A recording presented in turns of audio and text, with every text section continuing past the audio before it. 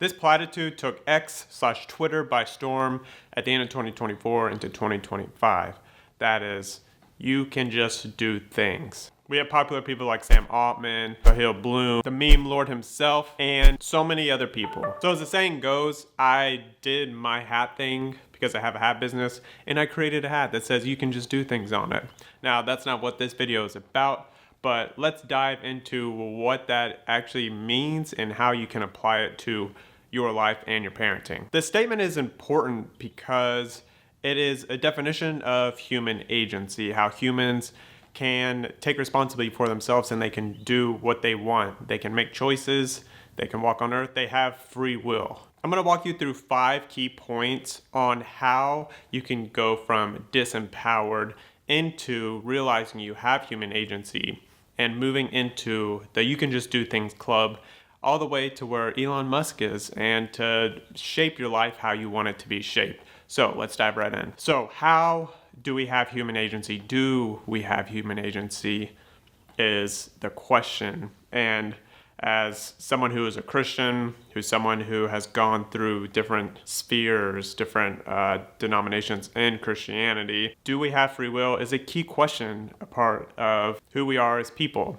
And in the beginning, God created man, and he created man in his own image, which means we are in the likeness. We're in the image of God. And so we reflect who he is. And so that means that we have agency. We can do what we want.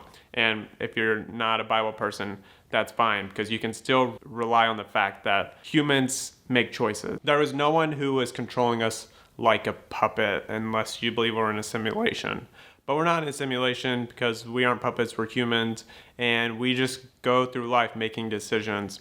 And depending on how you grew up, kind of reflects on how you view this problem and how you go about life.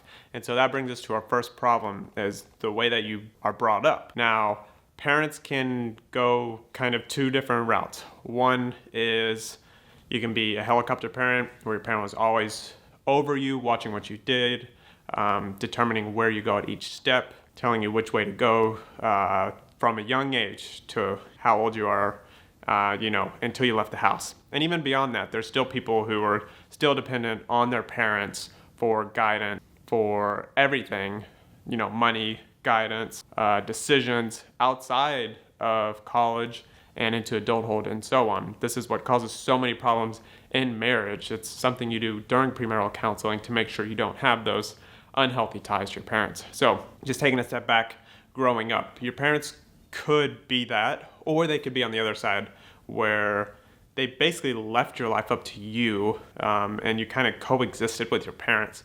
So like you have those decisions, you have that human agency when you're growing up.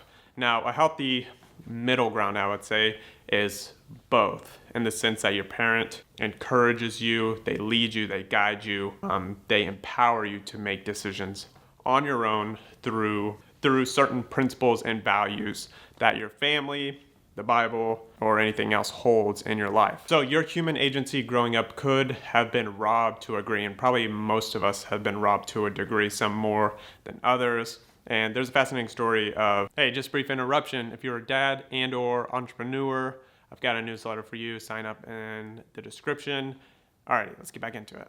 And there's a fascinating story of a family who they adopted kids, or they were fostering kids, and they were sitting down at a table to eat together, and the foster kids immediately just started grabbing food, throwing on the plate as much as they could, everything. And the dad was like, whoa, like there's enough food for us, there's enough food for everybody, you don't have to grab all your food, like there will be enough for you. And this leads us to the poverty mindset. And so a poverty mindset is basically saying that there's not enough resources for you, and that all of life just happens to you.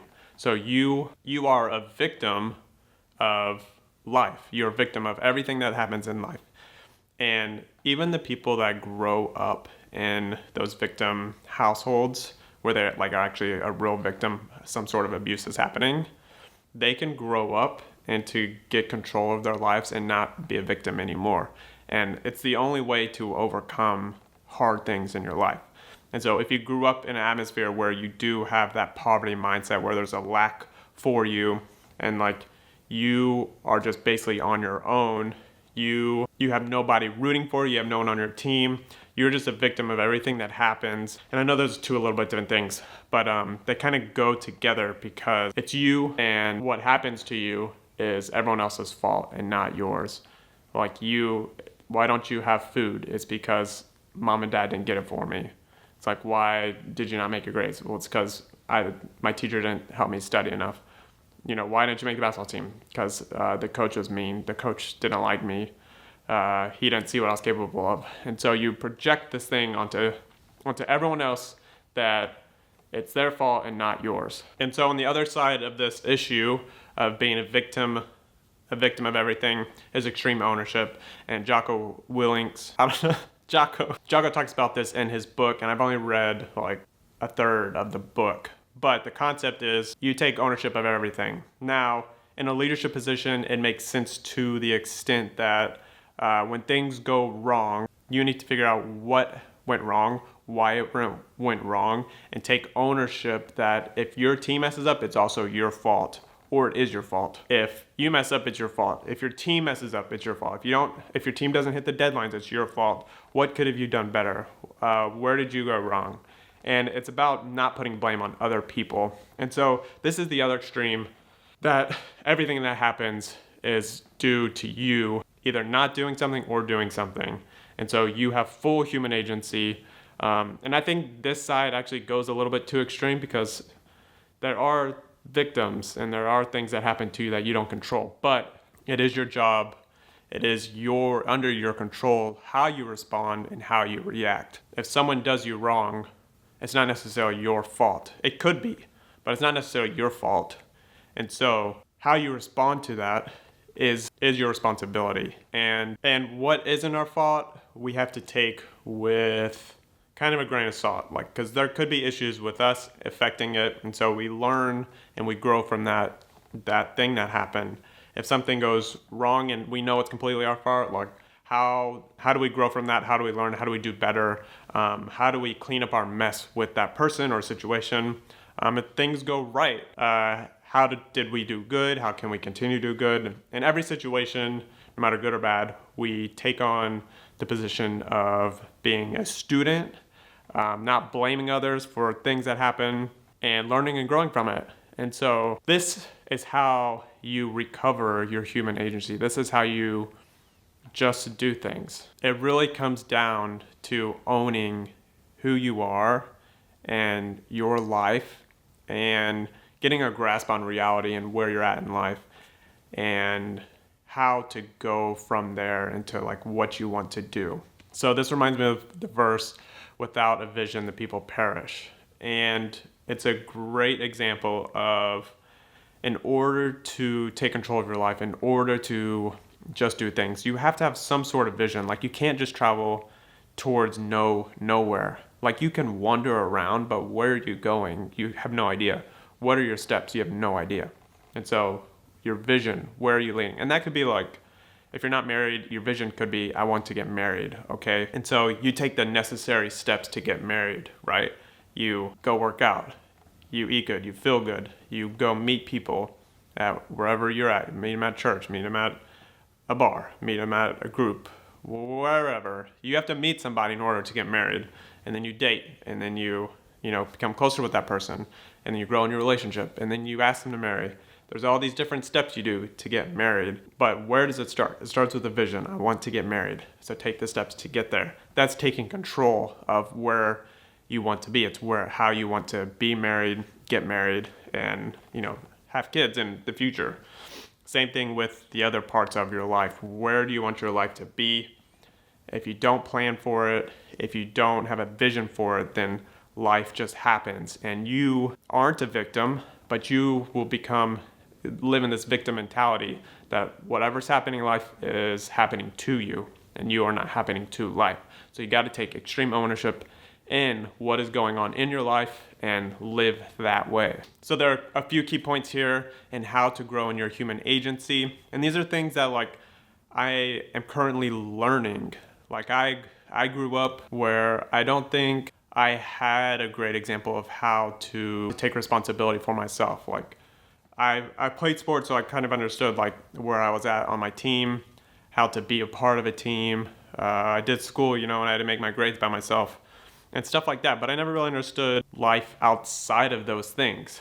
And I think going to school, I'm not going to go on a homeschool tangent, but I think going to school teaches kids how to be separate from their parents so they don't have that one-on-one connection like you would do when you're homeschooling or spending more time with your parents. Don't have that one-on-one connection, so your parents don't really show you what they know unless they do that outside of school really well.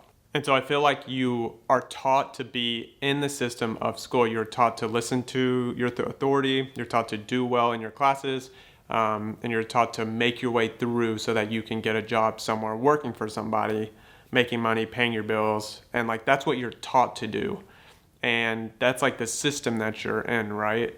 But in order for you to like get control of your life and where you want to be, you kind of have to jump out of that system. You have to be out of the mindset that life is like planned for you to like go and work for somebody, get married, have babies, do this, retire, die. That is a system, but you do not have to live in that system. It was just kind of forced upon me going to school and just growing through the school system like most people do.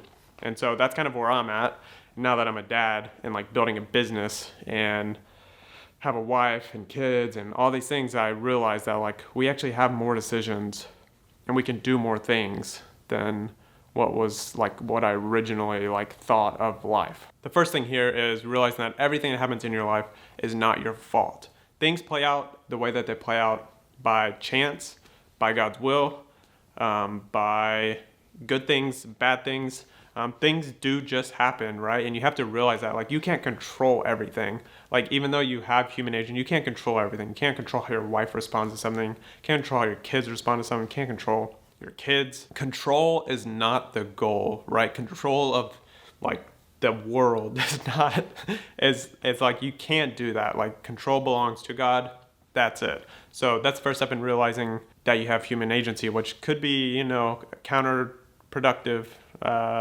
It's like a paradox, right? You have control, but you also don't have control. So that's the other side, realizing you do have control over a lot of things. You have control how you respond to people. You have control what you do every single day, like day in and day out. You have control over that. If someone gets in a car crash, like you don't have control over it, but you have a control over how you respond to it, what you're going to do next, this and that. Every single thing is under your control. So take responsibility where it is appropriate and learn and grow from the situations that you are in. And that leads us to our last one, which I'll tell you here in a second. But let's end with this. You can just do things. But in order to just do things, in order to step into building a business or innovating like Elon Musk has, or Steve Jobs, or like big names like that, big innovators, you don't have to be like that. But anyone that has made an impact on their community, their local community, fathers, mothers, like you make an impact on your kids. That's the most important thing. But in order to do those things, you kind of have to think outside of the box. You can't let someone else tell you what to do. You can't just jump into the school system because everyone does it. You can't just feed them this because everyone does it. Like you have to follow God in all things and be aware of what's going on. In order to that, you have to take ownership of your life so that you can have control over it to direct it where God is leading you. I'd be amiss if I don't say this, like, you don't have control over your life. I do leave big decisions. I do consult with God over things. I don't know how else to put this. Like, though I have control over my life, the older I've gotten, it's gone really from like I'm praying about like a lot of things and like where and what God wants me to do. Like, do I make this decision? Do I make this decision? And prayer and reading the Bible and meditating prayer will help you align with God. And sometimes those decisions will become super easy because you just feel like you're in alignment with God and like what's going on in your life. Other times, and as I've gotten older, this has gotten harder because I believe that God has given us a responsibility to make those decisions because that's just how He made us. And so when I say you have control, I'm also saying that you should partner with God in prayer, fasting, Bible, like live your life each and every day in his presence. Because without that, then the control that you have is going to feel fleeting. It's going to feel like you don't have control. And so once again, that can be kind of paradoxical, but it really works when you understand who God has made you to be. And so take extreme ownership, just do things because you can just do things. And the last thing here is plan your life. And I made a quick little video about planning for 2025. There's just one key little aspect that will help you plan for 2025. You can check out that video here and hit a subscribe. And if you are a dad, entrepreneur, hit me up in the newsletter. It's free to join. So thank y'all for watching. Let me know if y'all like this little structure a little bit more. I just thought I would just get on here and yap. So if you made it here, thank y'all for watching. I will see you in the next video. See you later. Toodaloo.